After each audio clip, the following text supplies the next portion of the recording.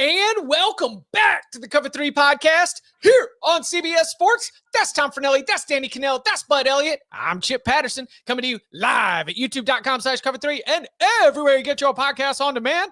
Thanks for hanging out. Smash that subscribe, smash that like, and come and join us in the chat, a.k.a. the Cover 3 Tailgate, where we got a lot of reaction to last night's action. Of course, Miami, the big home winners against Notre Dame, 27-24. South Carolina, 24-11. We're going to get into that, plus a lot of our late night action that we were not able to incredibly cover during nearly a 2-hour instant reaction show on Saturday night.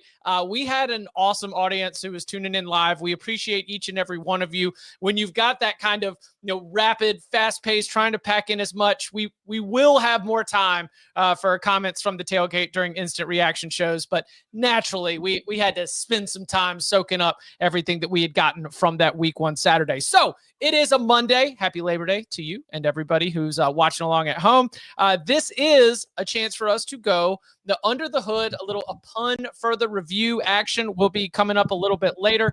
But let's begin with what happened at the Hard Rock Stadium on Sunday night. 27-24 is your final. Miami jumps out to an early lead, nearly lets it slip away, but ends up coming up with the defensive stops that they needed against a hard-charging CJ Carr. Tom, I'm going to let you get first word here because I know that it was your Twitter tip of the day to take Miami. You didn't even need those points. They get it done on the field. What stood out to you about the Canes?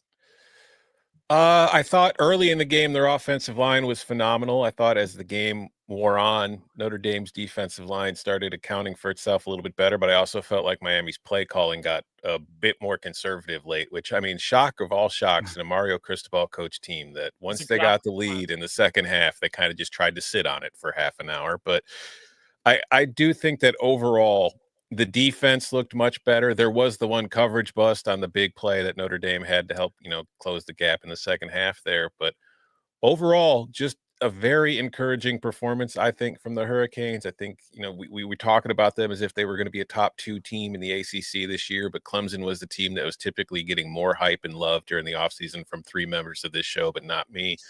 And I feel like what I saw this weekend kind of confirmed my thoughts that Miami's probably the best team in the ACC. For my eyes. And I think Carson Beck looked very good. Not incredible, but good. I thought he looked very comfortable. And I think that is a great sign. I thought he had great pass protection. He looked very comfortable sitting back in the pocket. I thought Miami's offensive line played really good. I know they kind of stopped. Again, this probably goes back to some of the play calling. They got a little bit more conservative, kind of settling for field goals, settling for more, 3 runs in a row at the end, settling for the longer field goal. I thought was a little bit risky, but I thought you got exactly what you wanted to get out of Carson Beck in his first performance as a Miami Hurricane. I mean, the first touchdown throw where he waited and waited for that kind of deep crossing route to come open, that was spectacular. It was a little bit like the throw that everybody's talking about, the catch. CJ Daniels with the long. CJ Daniels was insane. But it was an ill-advised throw. Like, it was like, my goodness, if that gets picked, that is one like where that's really a risky throw. Now you come down and you make it. So you got a little bit of the Carson Beck that kind of burned him last year at Georgia, but he got away with it, and for the most part, he was pretty clean. But I just thought from a confidence perspective, I thought he looked very, very comfortable all night long. I think if you're a Hurricane fan, you got to be really pleased. And then I thought if they could shut down Jeremiah Love and put the game on CJ Carr's back, they would annihilate him. Credit to CJ Carr, because I thought he looked really comfortable. I thought he had one of the best performances from any first-time starting quarterback who had not attempted a pass in college. I thought he looked really comfortable. I know there were some mistakes late that cost him, but where was Jeremiah Love? I think you got to give credit to Miami's defensive front for completely shutting him down. He was pretty non-existent. Also, Mike Denbrock deserves some credit for that too. Yes, that is true as well. Yes. Wait, for shutting down, for not giving the ball to Jeremiah Love? Yeah. I thought Miami looked really good. I think both these teams look like playoff teams, like the bodies on the field, the way that they played. We got to remember, this is week 1. A lot of teams out there are incredibly sloppy. I think it's really encouraging if you're a Miami fan. I think Miami's offensive staff is really good. Shannon Dawson, that guy's got it as a play caller, I think. Now, my guess here is Mario probably had his finger on the scale a little bit there in the second half. That didn't look like a Shannon Dawson called fourth quarter. And you could kind of see Mario's face disgusted when Notre Dame got that stop on those 3 straight runs. But they had literally done the same thing the prior 2 drives. So Notre Dame, I think, kind of like, all right, well, if they're going to Mario this thing, we're just going to load the box and see if we can stop the run. I thought Notre Dame made really good adjustments. The justification for Carr playing him that was coming out of Notre Dame after what happened in fall camp was his ability to play, throw the ball down the field more, right? Like that was kind of what a lot of folks had heard. You didn't see a lot of that. You saw the busted coverage. You did see, I thought, a really nice scramble by him. I didn't see a lot of downfield stuff from them in structure. So we'll have to see if they can develop that. But also, that's the hardest game Notre Dame's going to play all year. I'm pretty sure. So that defense will look lights out in probably the remaining 10 or 11 games, I would think. Carr got better as the game went on. I don't think he looks like anything special right now.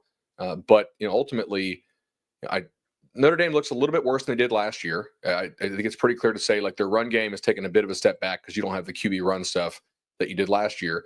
And the jump in passing is not enough to make up for it at this point. But it's one game.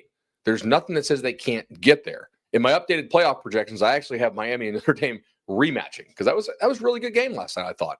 That's a first-round game, both of them getting at large bit. Obviously, Notre Dame getting at large bit. Yeah, exactly. So I think both teams have a lot to be really encouraged about. Physical football, that looked like a bunch of elite athletes. Those teams are both really good, and they both deserve praise. CJ Carr, by the way, Mike Denbrock, I was sort of going through as I was watching the game last night. Mike Denbrock, Desmond Ridder is your quarterback at Cincinnati, and not always a runner, but definitely a big part of the run game, especially against some of their toughest opponents. We remember him with Jaden Daniels at LSU.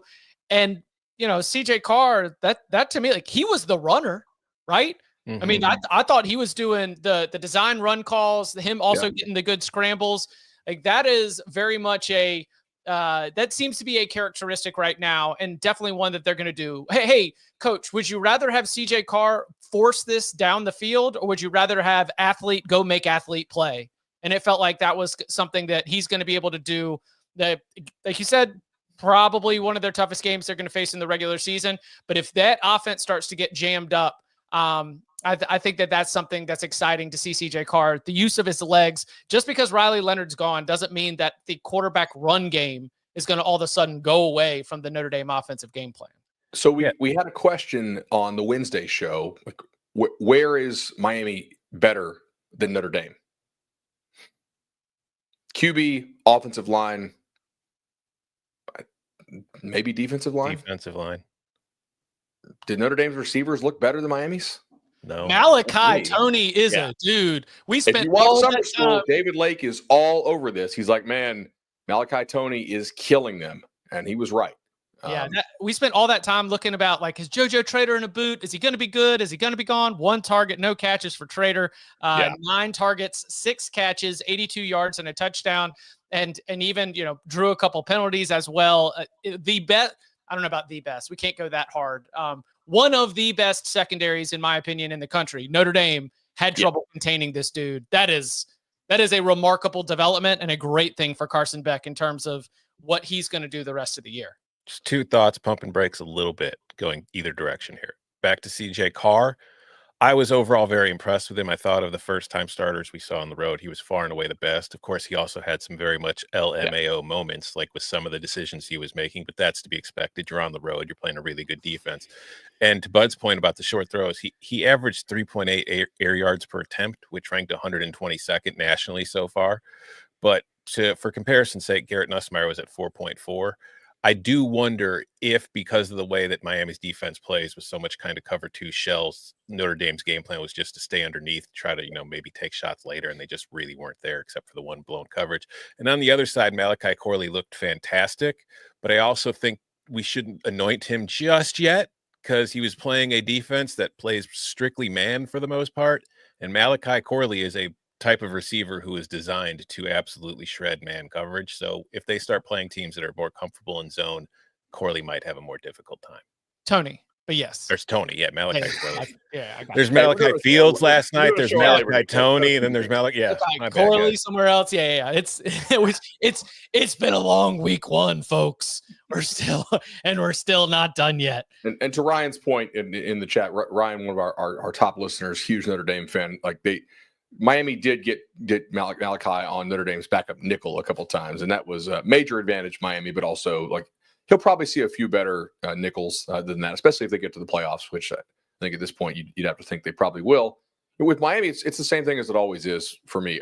Will they take each week seriously? You play 7 straight conference games with no bye week to finish the schedule out. Listen, that's the test. I could consider me one who's not going to I'm too much in the season now. When we're in win totals mode and you want to talk about can you trust this team?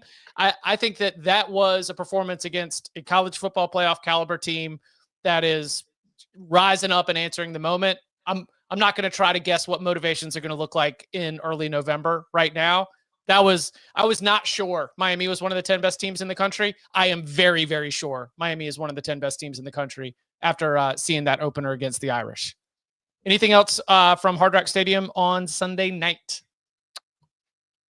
I'm just excited to see how these teams improve.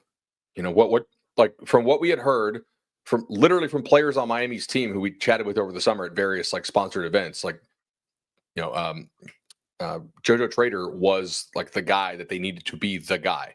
If he's been showing that over summer, now he's coming back from the injury, if he gets to that, this offense is really scary. And I want to see how does Carr progress, right? Is he able to throw the ball, downfield more? How does that passing offense look? Because they have to find a way to make up for what they lost in the run game with Riley Leonard's legs. Carr ran around some, and I agree with Chip's point. But Leonard was a weapon in the run game. I'd agree with that. Earlier in the day, we had the Beamer Bowl. It was South Carolina against Virginia Tech. A few exciting plays and a lot of food slop.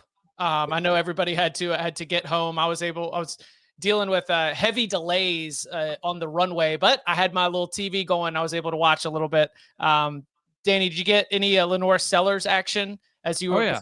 All right, cool. So what'd you think about South Carolina star quarterback Nick Harbor, who apparently finally lived up to some of the expectations. That was incredible. What'd you make of the game and South Carolina's win?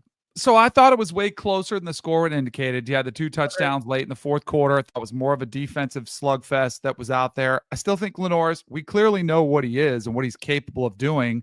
I'd still like to see him improve throughout the season in the pass game. And then, it could not have been more appropriate that Shane Beamer gets a punt return, to get the big touchdown that kind of really shifts the momentum of the game in that one in front of his dad. It was incredible. So I thought Virginia Tech actually played really well defensively. For me, Kyron Drones was probably the quarterback who, you hoped would take a step forward after a couple years. Last year was a little bumpy. Boy, he struggled somewhat against that SEC defense. They were not able to get anything going.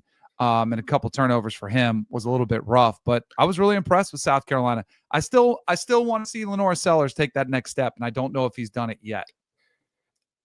Yeah, I think there are some things to be encouraged with for South Carolina. Certainly, the emergence of Harbor as a guy that, is he a perfect route runner? No, but I don't think you expect that, right? That they are finding a better way to get the ball in his hands. Some of the run after catch stuff. Obviously, I like that I thought he pulled that ball in the end zone. I don't like the catch rule personally this year. 2 things. One, we had Virginia Tech people tell us, and this is one of the reasons I bet under in this game, that they thought they had made a real upgrade at defensive coordinator. And I was skeptical of this because, is it really not Brent Pry's defense?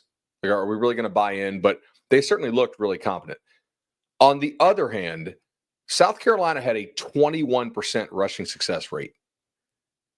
That's, if you look at what their backs did, I'm not saying, obviously they were clearly the better team in this game, in my opinion, but so Attaway 14 for 60, Faison 7 for 40, long run of 30, long run of 23. So 100 yards on 21 carries seems good. However, 47 on 19, if you take out the 2 explosives, which the explosives count. And like, that's going to be what South Carolina is probably. Like, you're going to have to hit explosives. I doubt they're going to be like super consistent, methodical. 21% rushing success rate is concerning to me a lot, because I don't think this team wants to be a pure drop back. I know Tom was diagnosing this on Twitter. He's watching, like, this looked very much like the Illinois game plan from the bowl game. And like, Lenora Sellers throw the ball over the middle on a non-RPO challenge continues. Well, they've got Mike Shula now, right? Yeah. I mean, that's like, they should be. That's what Brad Crawford's been telling us. They should be running the Cam Newton MVP offense. No, they don't have Cam Newton. I like Lenora Sellers, but they don't have Cam Newton. I am concerned about Virginia Tech. I don't think it's going to be a very fun year for the Hokies. I do think the defense looked good, and I wonder, Bud, to your point, maybe Brent Pry was like a little too involved in the defense last year, and his head coaching, defensive coordinator, play calling duties were kind of causing problems. So maybe just having a voice in there now, and this is just speculation. Maybe now Pry's just being a head coach, and it's clear cut, and the communication's better. But like Danny, you mentioned Kyron Drones. Like, last offseason, I watched a bunch of film on Drones. I was very high on the potential of what he could be. I wrote about it, and that's a kid who has just not taken a single step forward in his development. I kind of think he's backslid a bit, and it was bad. Like, his throws, I mean, there were some big plays in the passing game that he had downfield, but it was mostly the receivers making spectacular plays on the ball. Like, the balls were not in the right place.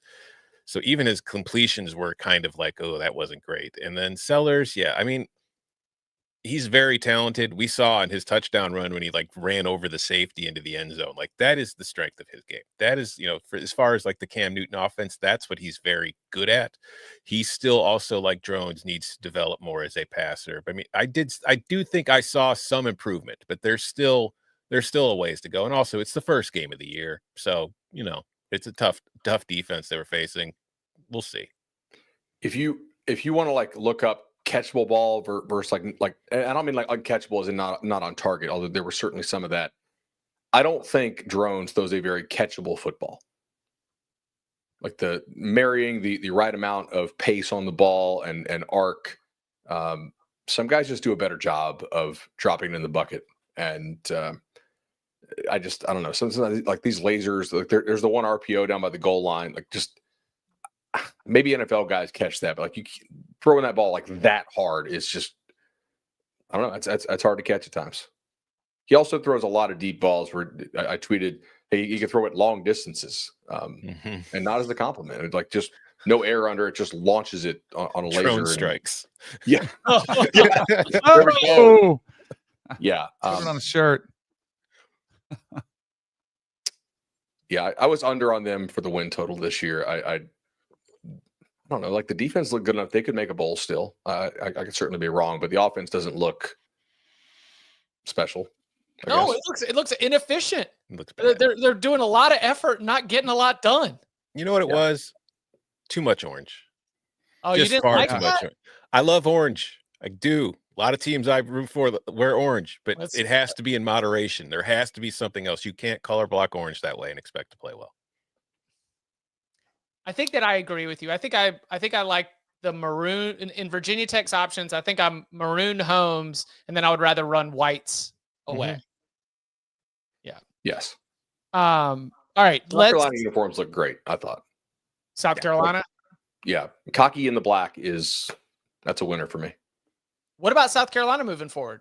We talked about the improvement that sort of needs to be there, things that we were liked about, things that, maybe South Carolina's offensive line left something to be desired. If we're going to, nitpick here, though, that could be a little credit one way, blame the other with Virginia Tech playing good up front. What's South Carolina's outlook moving forward? Have you changed your opinion on them? Is South Carolina the 13th best team in the country? No. Yeah. No. And I think the schedule will take care of that. Big 7-5 kind of looking. They could get to 8-4. I'm not if Sellers takes a true step forward. I think there's certainly a path for them to having a good season. It's just that schedule is, again, we're looking at it right now. There's the stretch of LSU, which you got to kind of have to raise your expectations about a little bit after the weekend. Oklahoma, Alabama, Ole Miss, A&M. then Coastal, then you finish with Clemson. Like, if you get to 8-4, that's a great season. We got to be smart about doing like the real broad stroke stuff after just one data point. We would not react to a Week 10 game in the same way we're doing now. This is just our only data point of the season, so we're gonna like completely like overanalyze it. But yeah, I could see South Carolina still anywhere from like what 5-7 to 9-3. Like the range is enormous. Yeah, because Virginia Tech could finish 4-8. We might not know what the hell this win even means at the end of the year. I am not having all this measured analysis. Forget that. No. I want big overreactions. I want to know. Those are on Saturday night, Chip. Sets the stage at like the season's over. Sorry, Blacksburg. Get the rails out now, okay? Get the coaching hot seat board now. All right. Before we hit a break, start to get to upon further review and some other nice accolades and honors from week 1. Number one, DK, I wanted to say thank you. The tailgate, the listeners, everybody loved that you did take some time to jump in and say what's up and give us some analysis, some story time. And so I wanted to now circle back, because I know that, we've had some footage leak out from the events. We've had a good time to have. Let's have a little post-game press conference from Madso. Tell me any more tales from Tallahassee, and any more recap or thoughts that you weren't able to get in during our time on Saturday night. Oh yeah, Tallahassee represented quite well. I will say that. It did not disappoint in the after party that was taking place down there in College Town. Couple things. One, it was very reminiscent of back in the days when you'd go out, you're trying to figure out, all right, where do we go? Like, which bar do we hit? Where's the best one we go to? And we went to Madso. That's our spot. That was our first spot. But then you talk about so back in the days, I've never been one that loved to be like, do you know who I am? Like, I hate that. So I like having somebody. Bud was our guy coming at us from inside. He was already there. So he knows everybody and he's working it over. And the security guys were kind of being hardos. They kind of had to. So they were like, well, the fire marshal was. Yeah, fire marshal's checking capacity and stuff. But to Bud's credit, he did got us in. We eventually ended up having great dinner there. There was some DJ playing. It was awesome. I think we showed our CBS crew, our colleagues that did not go to Florida State. I think we should. Ken's, I think she was like, oh, okay, I get it. All she thinks is Athens is the only college town that exists out there. She was like, oh, Tally knows how to go a little bit. So she thought that. Gigi, Alex, Ruben, Noah, and Brianna, they went there. They know. Yeah, they wanted to host well too. But it was awesome. Daughters made it home safe. That was a good thing. Did I tell you how I lost my daughter? Did I tell you what happened when she the player took her phone? Mm-hmm. Yeah. Okay. Yes. So, because I was wondering, how did I lose her so fast? And it was like at the mall or at a shopping store when you're with your kids and you turn your head for a split second and then they're gone. Your stomach drops. You're like, oh my gosh, did I just lose my kid? That was kind of what I was like with Dylan. And then when I found her, and she has the video is pretty hilarious. So some linebacker takes her phone. He's like, I got you. And he takes it and kind of walks a little bit. That was the moment that I lost her, or she might've just followed him the whole time. Yeah, I'm definitely not Liam Neeson. We definitely heard from a lot of Bama fans like, dude, this is very SEC, which I guess I took as a compliment. Florida State fans want good games to go to. That's a long ass drive to Tallahassee. They have a smaller population within a 2-hour driving radius than any major team in the country. Nebraska has more people within a 2-hour driving radius than Tallahassee, because nobody lives in the Gulf of Mexico for the most part. A couple houseboats, I guess, but Gulf of America, Bud. Gulf of America. Right. Come on. Nobody lives in the Gulf. I got to update the study that the boosters use that I wrote. So yeah, it. I was very, very pleased with the stadium renovation in terms of they cut the capacity, and I don't think they cut the noise. Ooh. It was as loud as I've ever heard it. Did you see what Damian said after the game? Yeah. Damian Harris said he thought it was better than Baton Rouge at night. He's like, everybody talks about that atmosphere. He said, I thought it was better than that. Maybe caught up a little bit in the emotion of the game. It was you're fresh off of it. But it would stand toe-to-toe with everyone was there. And Michael Alford, the Florida State people did take some heat for moving some of those tickets and moving some of that capacity. And definitely did not miss a beat from the energy aspect. And I think it's important to note that y'all really might have caught an all-time moment Emotional. there. Yeah. It's like the the ups word and that Bud downs. used, yeah. That's The word been a that Bud tortured used fan was base. The last cathartic. Like Bud said cathartic right off the jump. He was like, this fan base just needed it so bad that it was truly a release of a lot of stuff. And so, that like a lot of college football has been laughing at Florida State. Florida State needs some karmic balance here. Yes. And so you can only take so much. You got a little bit back. I don't know if it's level, we'll see, but shout out back for sure. Shout out to saw a lot of Cover 3 fans. A lot of Cover 3 fans showed up for the pregame show. Hey, we love Cover 3. We love Bud's bets. Chip's the best host. Screw Tom Fornelli. You got a lot of that. There's a lot of words Fornelli. So they're paying attention. They're paying attention to the shots that he was taking. So it was definitely it was great to see the Cover 3 fans out and about, just showing us their support. It was very, very cool. For our Knowles listeners and viewers, I'm so happy for you guys. It's like I sometimes forget because I root for a real program in a real conference that you sometimes forget what the little guys go through. So for you guys to finally have a moment in the sun, I'm just so happy for all of you. I mean, Florida State, Miami, like all the dreams that John Swofford had of what could be going on when you get both of them running hot at the same time. It's we'll see if we end up cashing it all the way through the end of the season. All right. Coming up on the other side, love Monday shows. A great chance to be able to go back and review some of the stuff that we maybe didn't get to on Saturday night, some of the games that were still going on Saturday night, and more next. Name's Conrad Harrigan, family man. And if you cross my family, well, you'd better pray. Mobland, new series streaming March 30th on Paramount Plus.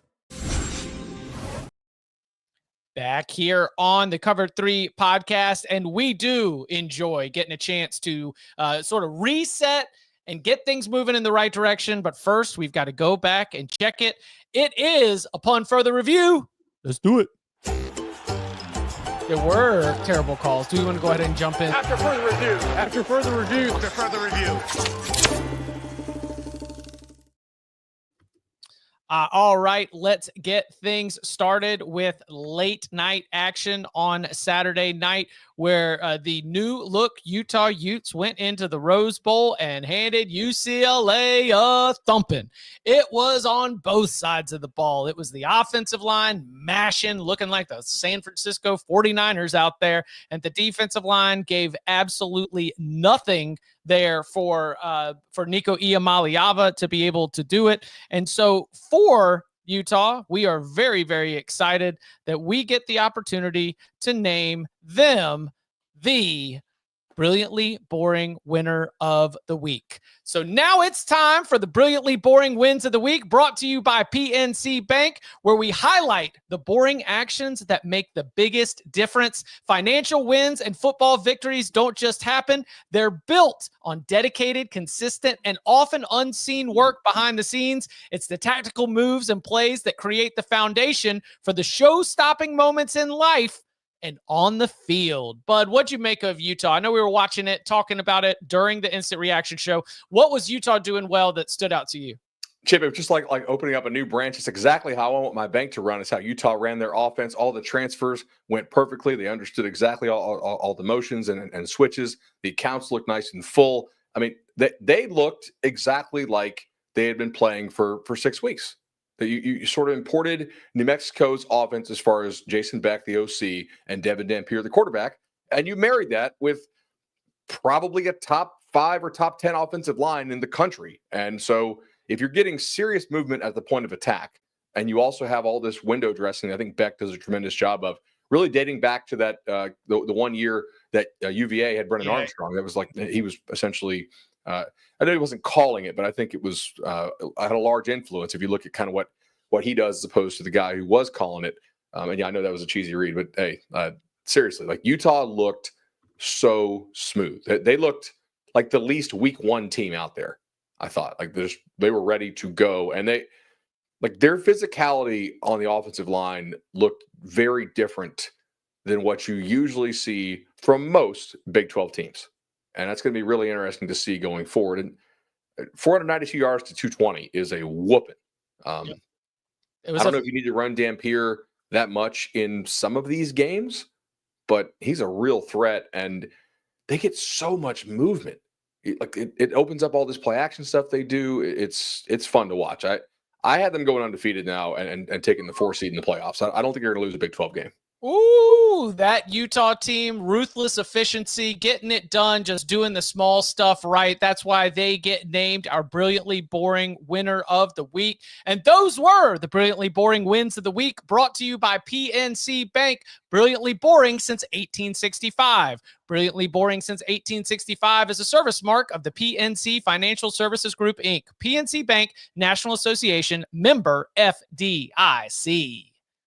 So is Nico not going to be able to thrive this year? Like, what about the UCLA side of this? And, as I'm saying, we're playing the credit blame game.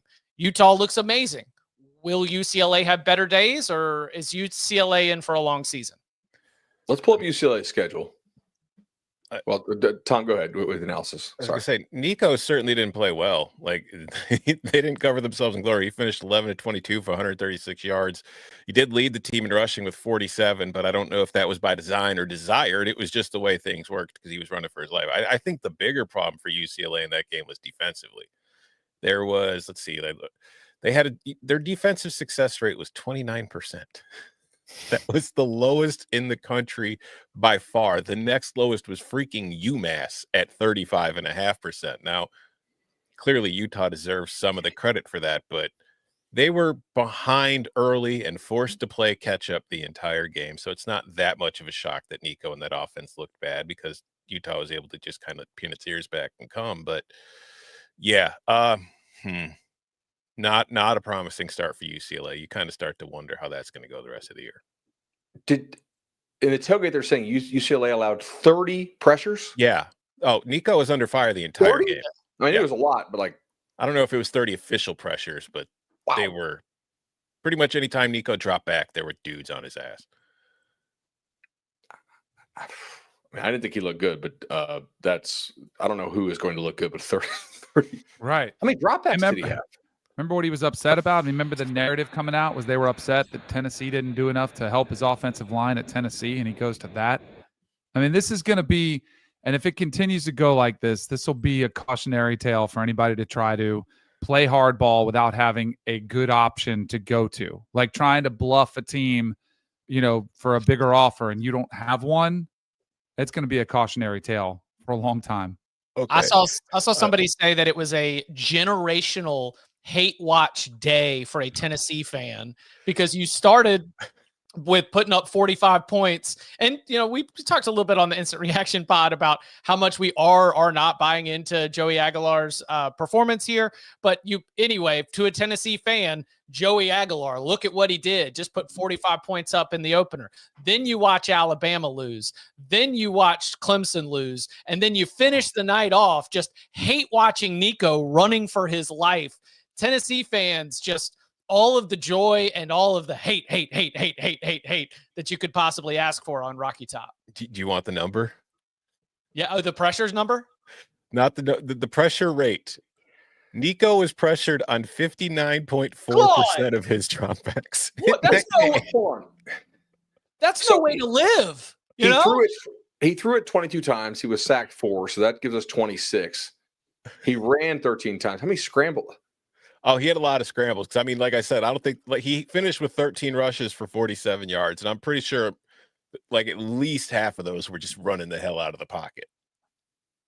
All right, so I'm fairly confident UNLV will not get that much pressure on him coming up next week. Northwestern will not either. New Mexico will not. Penn State will. Oh, God. Yep. Michigan State, no. Maryland, no. At Indiana, yeah. Potentially. Yeah. I would take Utah's front over Indiana's, I think, but not maybe not. Indiana's got dudes. Nebraska, no.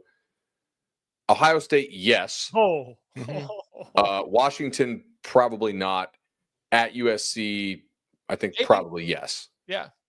So most of the games should go better than this from a 59% pressure rate. 59.4%. They better start running the ball a little better. Yeah. Because if you're one-dimensional the way they were against Utah, it's going to be a long year. Yeah. Tino Sinceri is going to have to work some magic around that. Yeah. Anything else? Anything else from the late night slate? While I got some. Yeah. What's up? So I thought, as I was watching last night, I thought CJ Carr was actually a pleasant surprise, like from a composure standpoint. And I thought he had one of the best debuts, even better. Like Arch and Julian had such focus on there. Arch was bad. I didn't think Julian Sayin was great. I think they still have some serious issues to work out with him, which is totally normal, by the way. Totally normal that they would play that way on that big a stage. Our expectations are so far off the charts on what we're supposed to think of first-year quarterbacks. So I thought CJ Carr had the best kind of opener for a guy who had never attempted a pass in college football. They came out, they showed confidence in him. Granted, it was dinking and dunking, but I think they knew Miami was going to try to shut Jeremiah Love. I thought they did a great job. But did you guys see what Cal did against Oregon State on the road in Corvallis? Sagapolotele. Yep. How close? Am I close? Yeah. I'm going to call him JKS. JKS. Another guy who is a freshman who beat out Devin Brown, maybe had the best statistical. Not maybe. I mean, I haven't checked all the numbers of guys making their first starts, in their careers, but 3 tutties and another 30 yards rushing on the ground. Did you watch it? Win. The throws looking Danny, great. the throws are way I just saw a better than the couple numbers, highlights. dude. Yeah. Oh, I mean, and I thought Cal was going to be really bad this year. Where they lost all the running backs. They were going with a true freshman. I'm not going to go out there and say they win the ACC or anything, but they're going to be a much tougher out with that kid at quarterback. Yeah, we are reconsidering our Cal takes. Cal needs to start passing the hat right now. Because if now granted, he did not have a lot of pressure around him, but if he keeps anything close to this up, that's a $4 million kid next year. Like, there's not a lot of guys in the entire country making those throws. That was ridiculous. I know, clean pocket. A lot of guys look pretty on air. That's different. And on the road, I mean, Corvallis is a sneaky tough place to play. It's not, I don't think Oregon State's like a walkover opponent. Granted, their defense is much better than their offense. Yeah. Oh, yeah. And it's one game. It's what I had preseason. I thought their defense was way better than their offense was. Jaron Kiawe Sagapolotele. Sagapolotele. Yes. Yeah. JKS. But listen, we learned it with Tua. That is my. If you're that we good, call him Sega. The chat wants to know. Can we call him Sega? Is Sega the genesis of Cal's turnaround? Retro, that's a cool name. Yeah, and Sonic Sweet. Jared Sega. The algorithm invent Sega. Whoa. Yeah, hey, we'll call him whatever the algorithm wants. Yeah. Yeah. Somebody at the algorithms. Algorithm. Do we like Jared Sega Genesis? Jared because he put up video game numbers, Genesis. Jaron Kiawe Sagapolotele. All right. Another late night Saturday game. We talked about Nico being under pressure. There was another Big Ten quarterback under pressure from a team that's probably not as good as Utah. Damon Williams was under pressure quite a bit against Colorado State in that game. Like they pulled away late and they put the thing to bed, but some of it was on Williams taking a little too much time, I think, in the pocket to make plays and waiting for stuff to come open instead of either just getting out or making the throws. But their pressure rate, was 38.2% against, which is 115th nationally after the week. And then he got sacked 3 times. So that is something to keep in mind if you didn't watch Washington, because they are a team that we are kind of under the radar that we're keeping an eye on. Damon Williams is somebody we all really like from what we saw last year, but they won by 20 or 17. But to me, it was not the most encouraging start. There's a lot to iron out there still.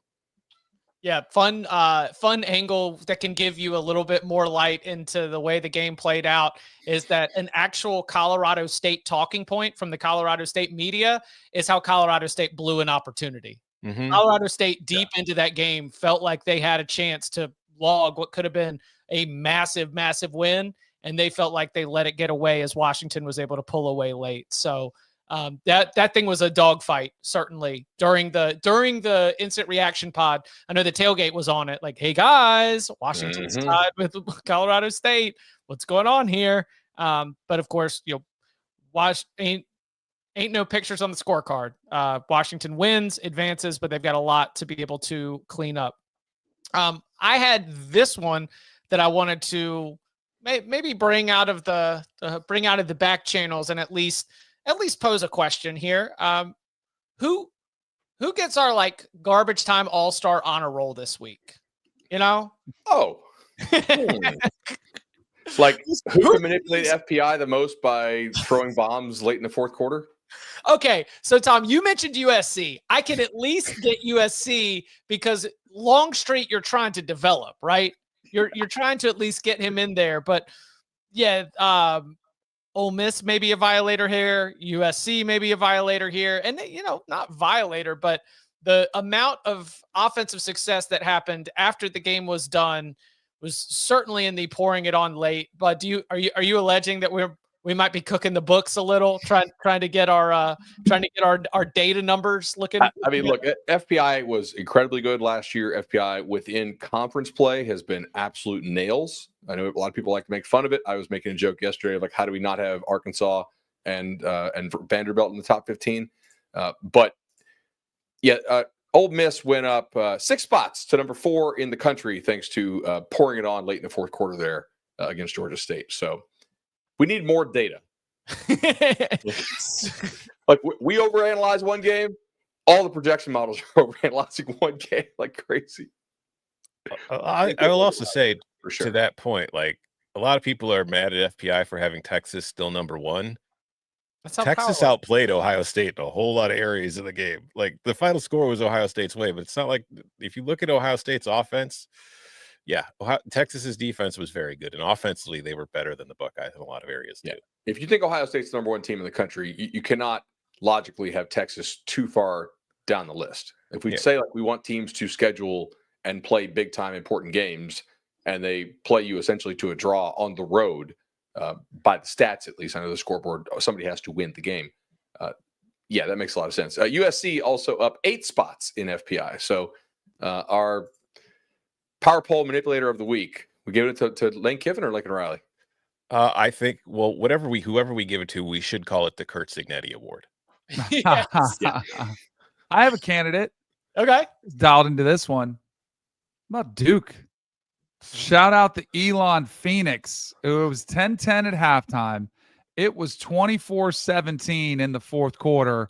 Duke with 3 touchdowns late in that game to make that score look completely different than the actual game itself. Now, that's week 1. You get the win. You did control it late. But that was a little garbage time manipulation there from Manny Diaz's squad. I like that. I mean, because do you know what happened on Friday when everybody was just kind of circling back and trying to figure out what to say about these? The reaction locally here, Danny, was like, and Darian Mensah, look at this stat line. Look at all these yards. Look at all these touchdowns. Now, do I think that Manny Diaz and offensive coordinator Jonathan Brewer really care about what like Ovius and Giglio and everybody else are saying specifically here in week 1? Like, no, I do. I'm interested in it. But I think that there might have also been build up Mensah's confidence, give him some more, because the defense that Duke is going to be welcoming in to Wallace Wade Stadium here in week 2 is going to provide a much bigger challenge. So I don't know. Maybe Elon's pretty stout. Bud, anything else upon further? Actually, hold on. Let's hit one more break and then we'll come back. Coming up on the other side, more of our thoughts. Empty in the notebook upon further review from the weekend and more next. The crowd loves champions. Gladiator 2 is an epic spectacle. Remarkable! To amuse you is my only wish. The glory is yours, not mine. Very good. Gladiator 2, rated R. Now streaming on Paramount+. Back here on the Cover 3 podcast. Bud, what else stood out from the notebook?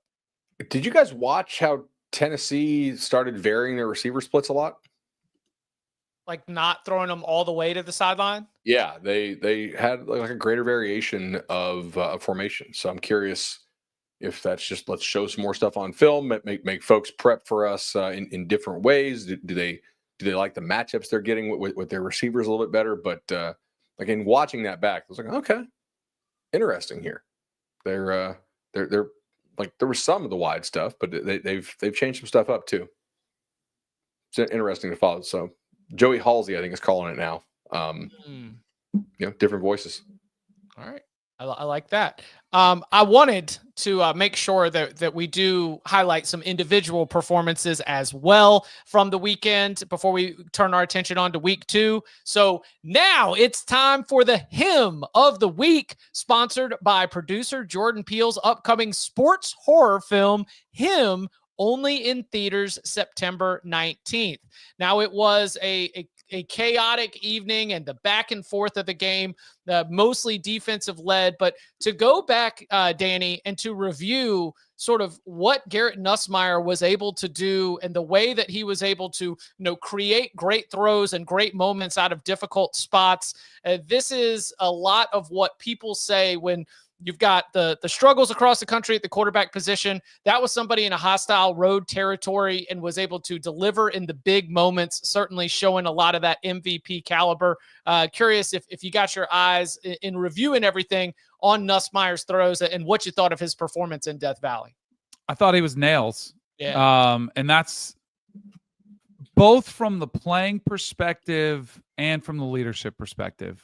Like, he's gotten banged around. That late hit that was called, which was pretty nasty. It was bad. He gets up, he's limping around. And for him to respond in that situation, probably more importantly, around the offensive line, we had question marks. He did take some hits, but his kind of ability to create, which I don't think was a strength of his, I thought just his pocket movement was really excellent. So, yeah, I thought you got exactly what the biggest bullish Garrett Nussmeier fans, get from him. I thought you saw it on full display. He's got that gunslinger mentality, which I like, clearly it gets him into trouble sometimes, and it did last year. But if you can rein that in just a little bit, that's what makes him special. I still do wonder, this is from a, we'll be discussing this a lot in April in the offseason. From the NFL's perspective, I don't know if I'm buying it on the top 5, but who cares? Maybe he plays himself into that type of position. I know he had the 3rd round grade that was coming out last season, some of that size related and decision making, but there's no doubt LSU is going to be a very, very serious contender now with him at the helm, which we all knew. And then the defense was spectacular.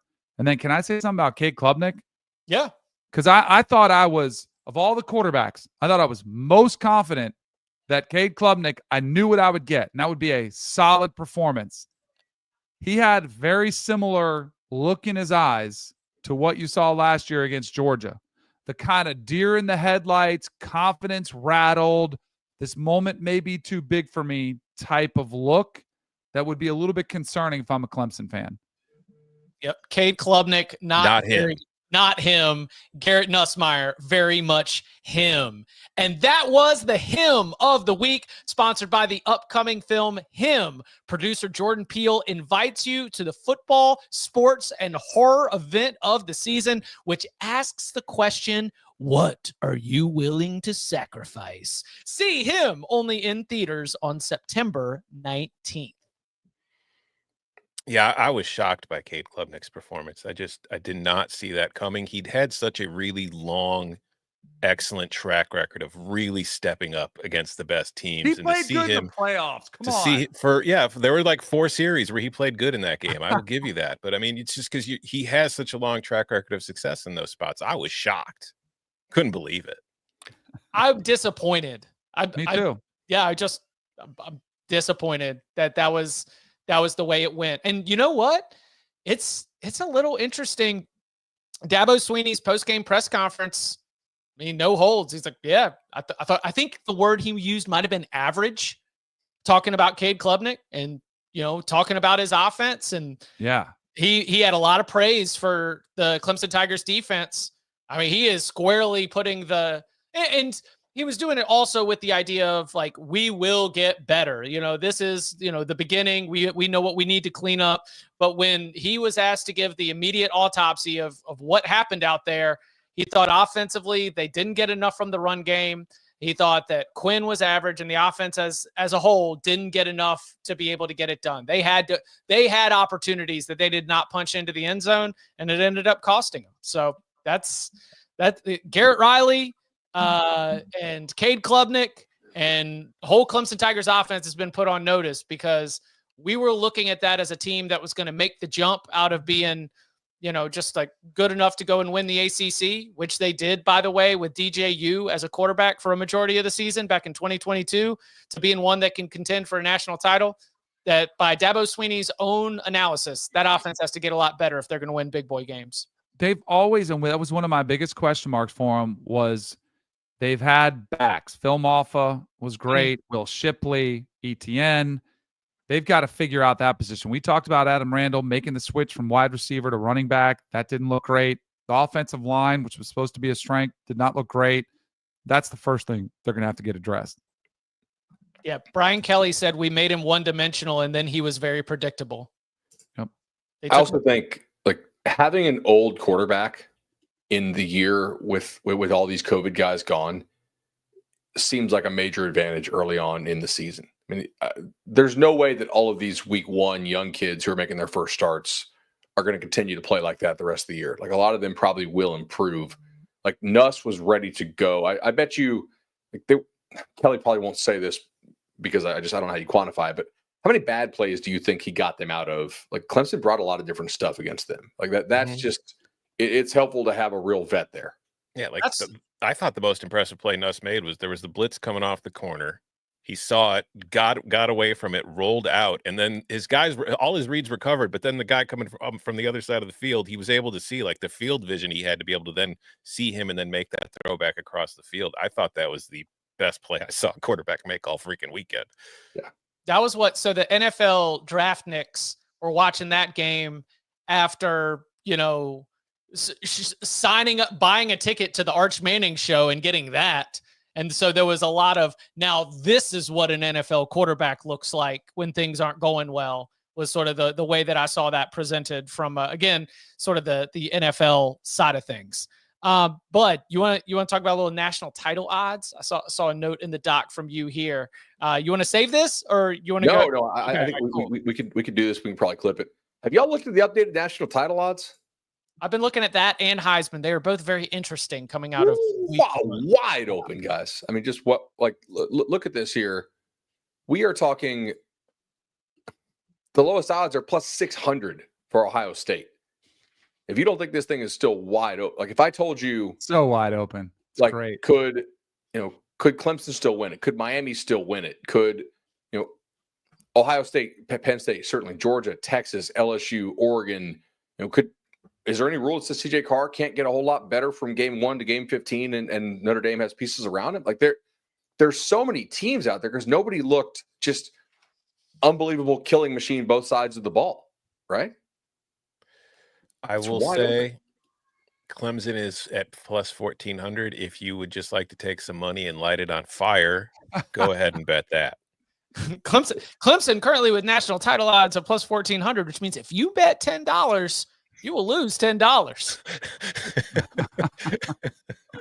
Laugh all you want. We'll see who's on the bus. Go ahead. Do it, Danny. Do it right now. Put like $1,000 on the Clemson Tigers to win it all. Do it. They played awful, and they still only lost by a touchdown with a chance to tie it at the end. Put $1,000 on them. I'll save my money.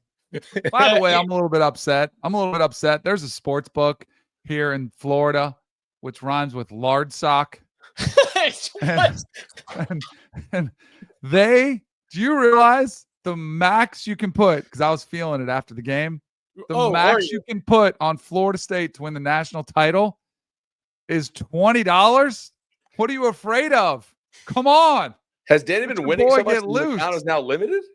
Yeah. That sounds like a you thing, DK. Let's get you a clean account and see what they'll take. But also, you're trying to bet this at the only legal sports book in the state of Florida, right after the team in the state of Florida. They're probably getting a lot of action on that night, I would think. Yeah, you might either you have won reset the odds because it's at like 100 to 1 still. I think I got it 150 to 1. It would let me take 40, and then I checked again. It was at 100 to 1, and it would only let me do 20. Load it up. Yeah, I think legal sports betting is great because I woke up this morning in a state where you get a quarter fee for every bet you place. Oh, that's right. Illegal. Oh. That was a big shock. But don't you feel like the integrity is so much higher now? Oh God, yeah, for sure. Price of integrity's going up. I mean, at least now when like that 3 times a year when I'm actually able to withdraw money, I don't have to wait for like a month for some sketchy Costa Rican bank to send me a check and then have the teller at my bank look at me like, is this real? At least I don't have to do that anymore. Tom's on a list. Yeah, Danny, I'm going to say that either you're getting hit by the algorithm of the book, which is getting too much action, or you won way too much money on women's basketball in the spring, and now you've just like kind of been put on a list where they've got you identified as a sharp. Because when I was down in Florida, they took all of my wagers. They were like, "Yes, Chip, come on, here you go. We need to upgrade the casino." Have you been hitting them on the live ping pong stuff? No. Okay. Have you? My buddy did actually, and he lost his account. So sometimes the live feed of the video feed of the ping pong is ahead of the ping pong odds a little bit. Just a little tip. He was telling us after softball, like, the Sunshine State. Yeah, they're going to catch on to this eventually, bro. You're probably not a ping pong sharp on live. All right. Anything else before we get out of here? Got a lot more, by the way. Our plan is after the conclusion of North Carolina TCU. Shortly after that, we'll be jumping on a little bit of reaction to Bill Belichick's first college game as a head coach, first competitive college moment since he played college football way back in the day. Then on Tuesday, noon Eastern time, CBS Sports Network. So, of course, you can find us there. We'll be getting you set. That'll be the beginning of us looking ahead to week 2. Wednesday, 11 a.m., big game breakdown here on YouTube, youtube.com/cover3. And, of course, wherever you get your podcasts. Then Thursday, it's the locks, and we're rocking and rolling once again. And you can follow him on Twitter at Tom Fornelli. You can follow him at Danny Kanell. You can follow him at Bud Elliott 3. You can follow me at Chip _Patterson. Gentlemen, thank you very much. Miss you, Mom. See ya.